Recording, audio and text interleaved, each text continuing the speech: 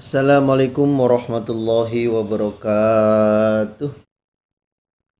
Bismillahirrahmanirrahim. Alhamdulillahirabbil alamin.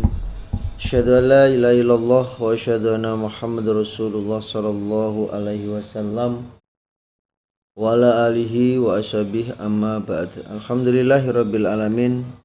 Kita bersyukur kepada Allah pada kesempatan kali ini masih diberikan beberapa banyak kenikmatannya, di antaranya nikmat sehat, nikmat waras, nikmat longgar.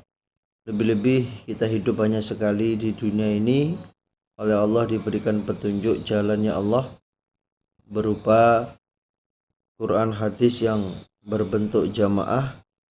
Maka kita wajib mensyukurinya dengan ucapan syukur Alhamdulillah Rabbil alamin kepada perantara agama yang memperjuangkan agama Allah, mulai dari Nabi Muhammad SAW, diteruskan oleh sahabat-sahabatnya, tabi'in, tabi'ahum, para alim ulama, mubaligh dan mubalighot, sehingga kita bisa mendapatkan hidayah Quran hadis jamaah ini.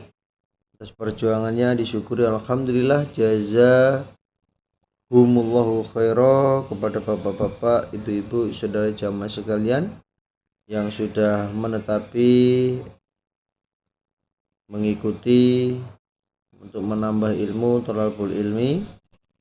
Disyukuri alhamdulillah, jazakumullahu khairan. Mudah-mudahan Allah beri manfaat dan barokah.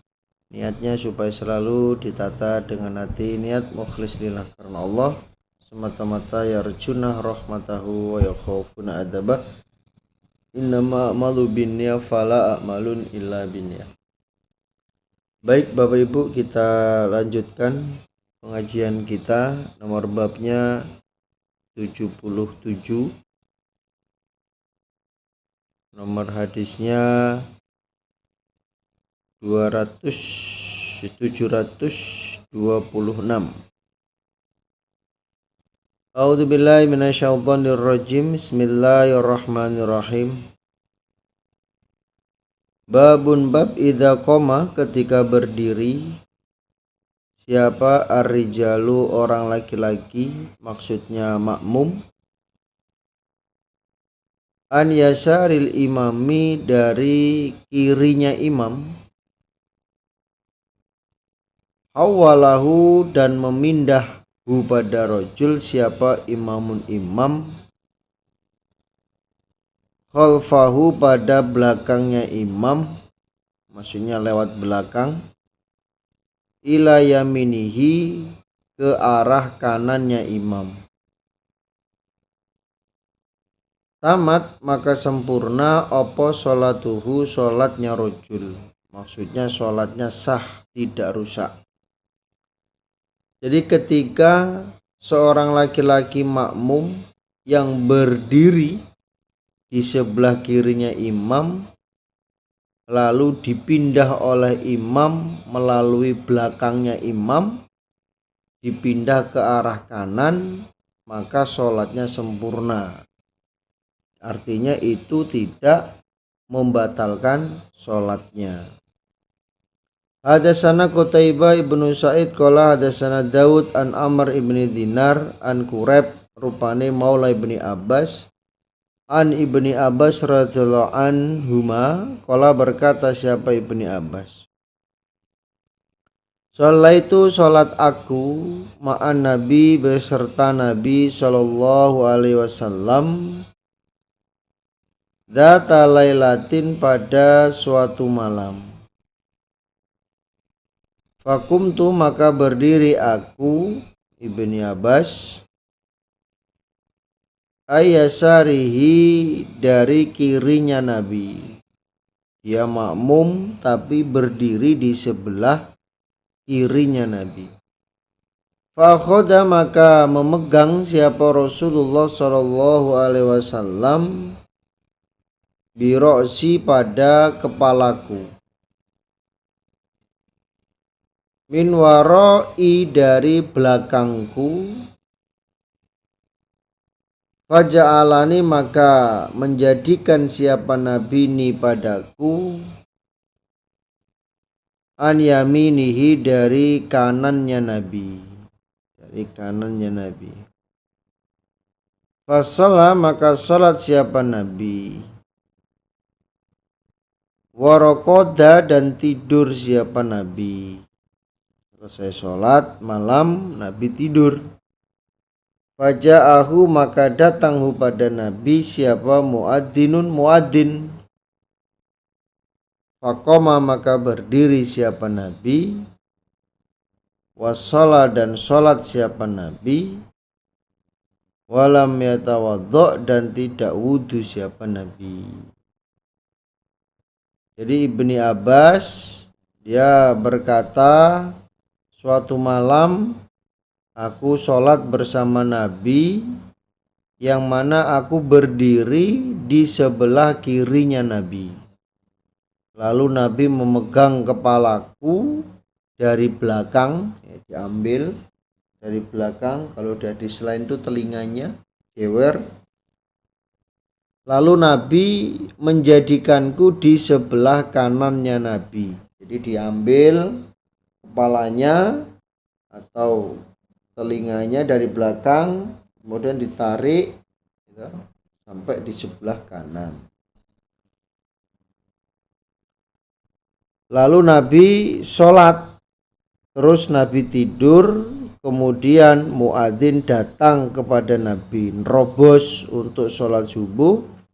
Lalu Nabi berdiri dan mengerjakan sholat subuh, namun Nabi tidak wudhu. Jadi dikembalikan ke bab mengerjakan atau memindah makmum yang tadinya di sebelah kirinya imam, dipindah oleh imamnya di sebelah kanan, itu tidak membatalkan sholat. Sholatnya tidak batal, tidak rusak.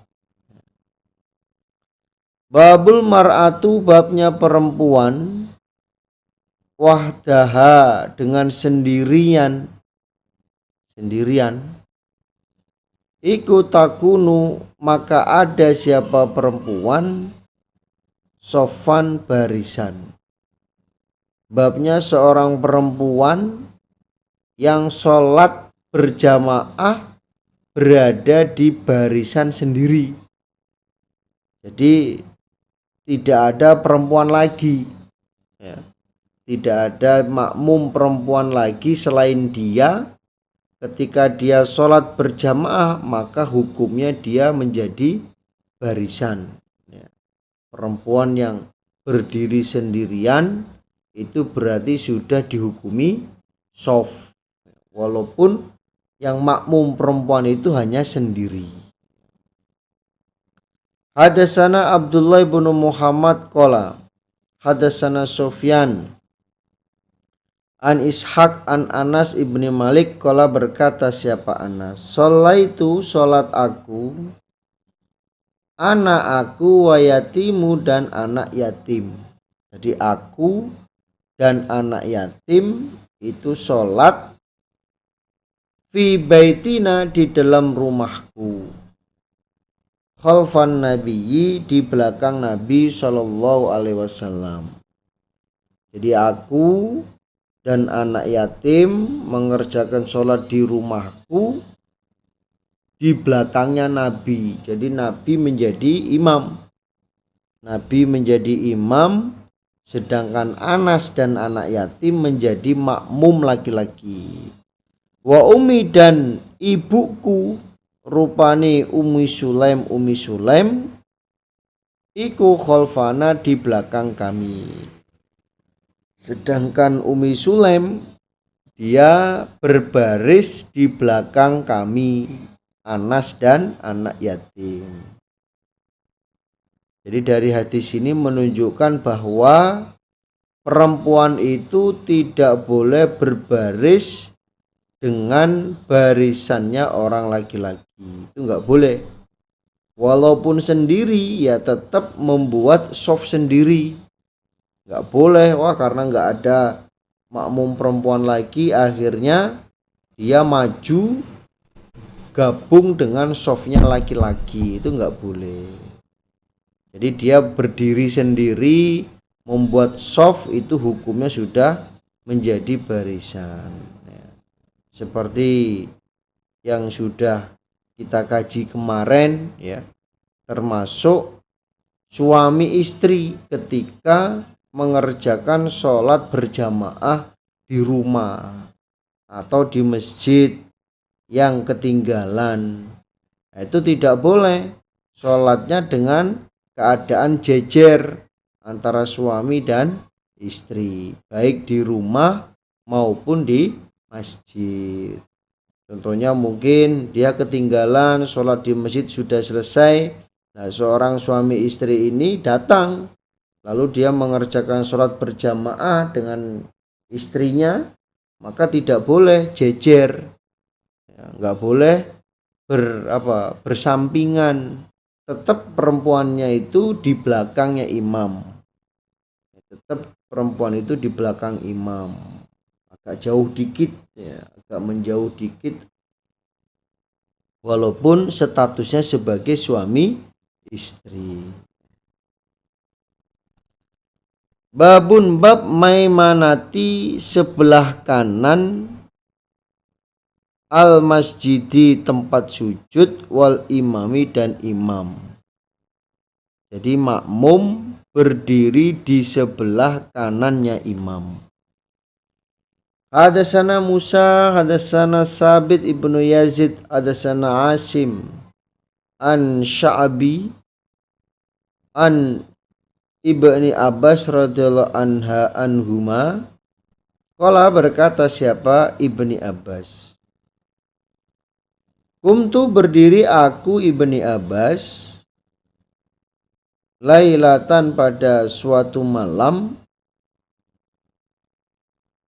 usolli sholat aku, sholat sunnah atau sholat lail,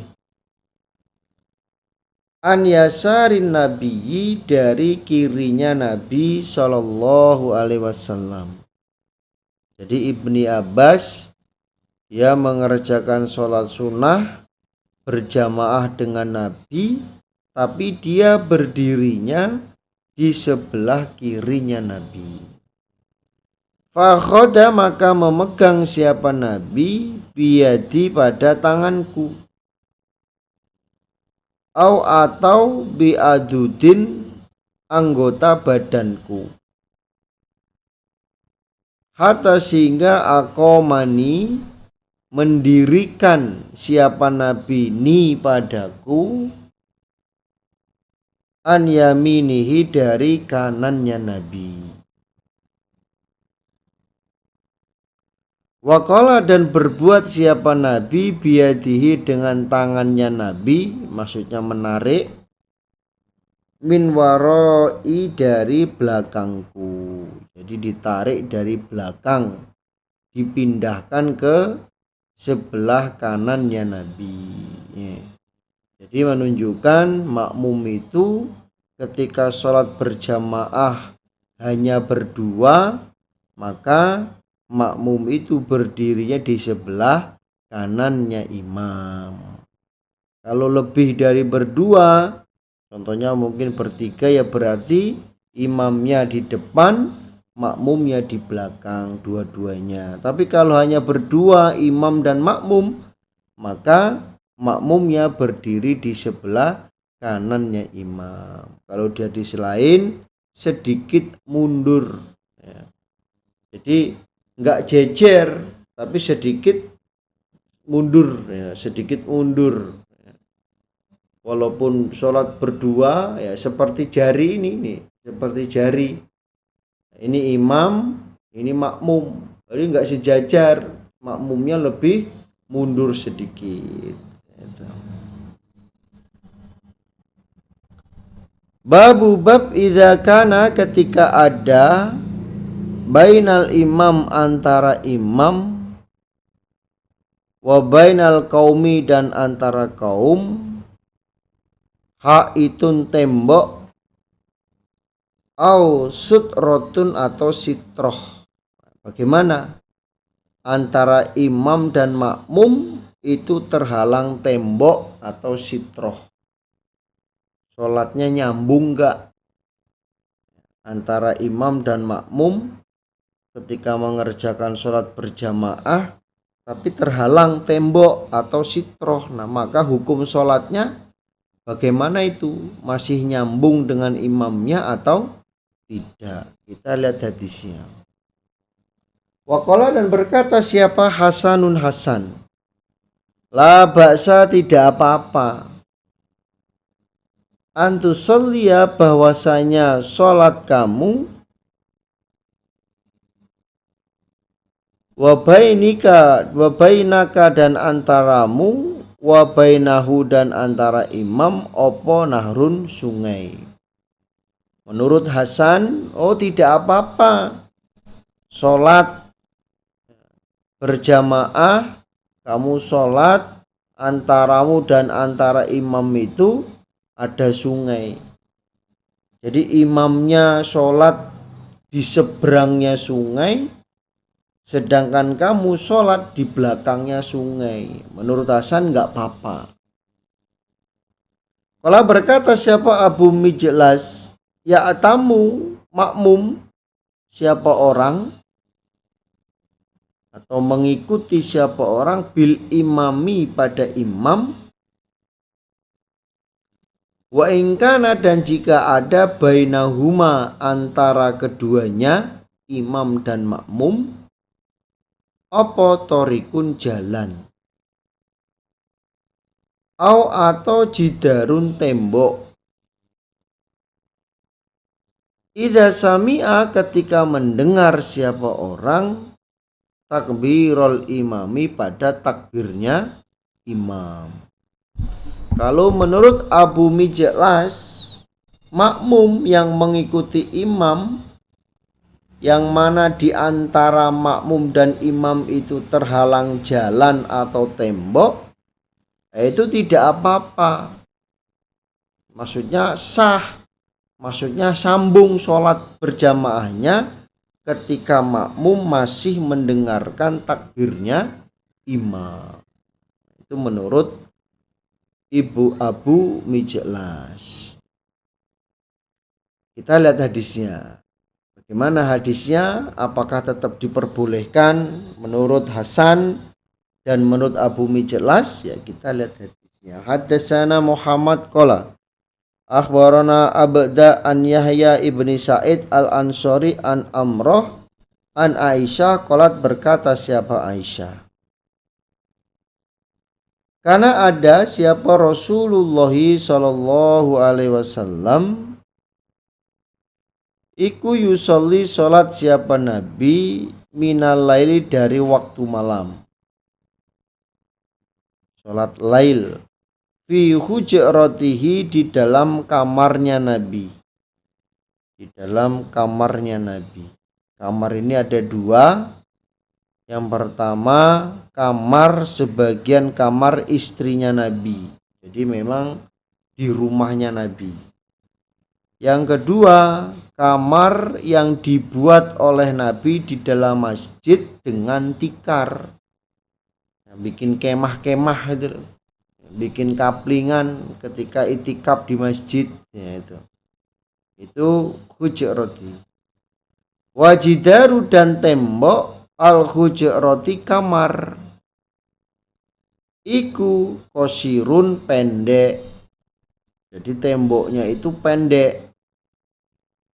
Faro'a, maka melihat siapa annasu, manusia, syakhson nabiyyi, pada sosoknya Nabi sallallahu alaihi wasallam atau wujudnya Nabi.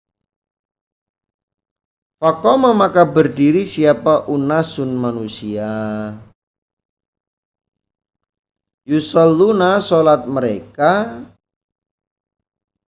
bisolatihi, dengan salatnya Nabi. Maksudnya mereka mengikuti makmum dengan Nabi. Fa'asbahu, maka pagi-pagian mereka,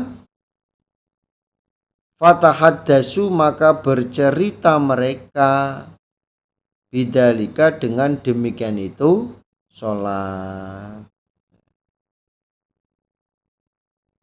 Jadi Nabi sholat malamnya itu di kamarnya, yang mana tembok kamarnya itu pendek, sehingga orang lain bisa melihat wujudnya Nabi, maka mereka sholat bersama Nabi, sholat malam berjamaah dengan Nabi. Ketika pagi mereka bercerita-cerita, "Woi, semalam kami sholat lail bersama Nabi." Jadi pada waktu itu masih sedikit yang ikut sholat malam dengan Nabi. Nah paginya mereka cerita, "Wah, semalam kami sholat malam dengan Nabi." Nah, itu. Fakoma maka berdiri siapa Nabi al-lailata pada malam as-saniyata yang kedua. Malam yang kedua. Fakoma maka berdiri ma'ahu bersama Nabi siapa? Unasun manusia. Yusalluna sholat mereka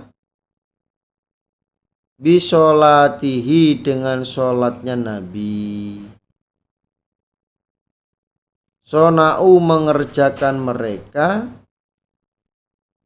dalika pada demikian itu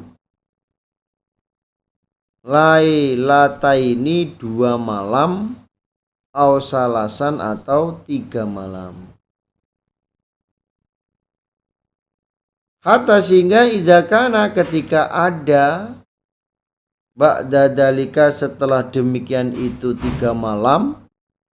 Jadi 3 malam berturut-turut itu pengikutnya makin banyak. Sholat malam bersama Nabi, pengikutnya makin banyak. Jalasa maka duduk siapa Rasulullah Shallallahu Alaihi Wasallam. Falam yakhruja maka tidak keluar siapa Nabi. Maksudnya Nabi tidak sholat malam. Karena malam yang pertama sedikit, paginya mereka bercerita-cerita, akhirnya malam yang kedua pengikutnya lebih banyak. Malam yang ketiga pengikutnya tambah banyak. Akhirnya malam yang keempat Nabi tidak mengerjakan sholat. Itu pun juga sudah banyak yang menunggu. Nabi kok enggak datang ini, Nabi kok enggak muncul-muncul ini ya. Sudah banyak yang menunggu mau ikut sholat lail bersama Nabi. Falamma asbaha maka ketika pagi-pagian siapa Nabi dzakara menyebutkan dalika pada demikian itu Nabi tidak sholat malam siapa anasu manusia. Jadi malam yang selanjutnya Nabi tidak mengerjakan sholat malam. Nah ketika pagi manusia itu saling bercerita, kenapa semalam kok Nabi tidak sholat padahal kami sudah nunggu ya. Kami sudah nunggu wis pengen ikut sholat ternyata gak jadi sholat. Faqala maka bersabda siapa Nabi, ini sesungguhnya aku iku khosyitu takut aku, khawatir aku antuk taba bahwasanya diwajibkan alaikum atas kalian opo sholatul lail sholat malam. Kenapa semalam kok aku tidak keluar untuk mengerjakan sholat lail? Karena aku khawatir sholat malam itu diwajibkan pada kalian. Karena antusiasnya yang banyak, orang iman banyak yang ikut mengerjakan sholat lail bersama Nabi. Begitu banyak antusiasnya, takutnya itu menjadi kewajiban, ditetapkan oleh Allah sebagai kewajiban. Makanya Nabi malam yang keempat Nabi tidak keluar, Nabi tidak bangun untuk mengerjakan sholat lail. Nah, itu. Jadi Bapak Ibu, kalau kita kembalikan ke bab ya Wajidarul hujrati qasirun. Ya, itu yang dikembalikan ke bab. Jadi Nabi sholat kemudian diikuti oleh makmum, yang mana makmum itu terhalang tembok kamarnya Nabi yang pendek, sehingga makmum bisa melihat imamnya. Jadi berarti sholat dengan keadaan terhalang dengan tembok itu boleh, ya, boleh sholat imamnya di depan kemudian terhalang oleh tembok makmumnya, itu hukumnya boleh, dengan syarat makmum masih bisa melihat imamnya.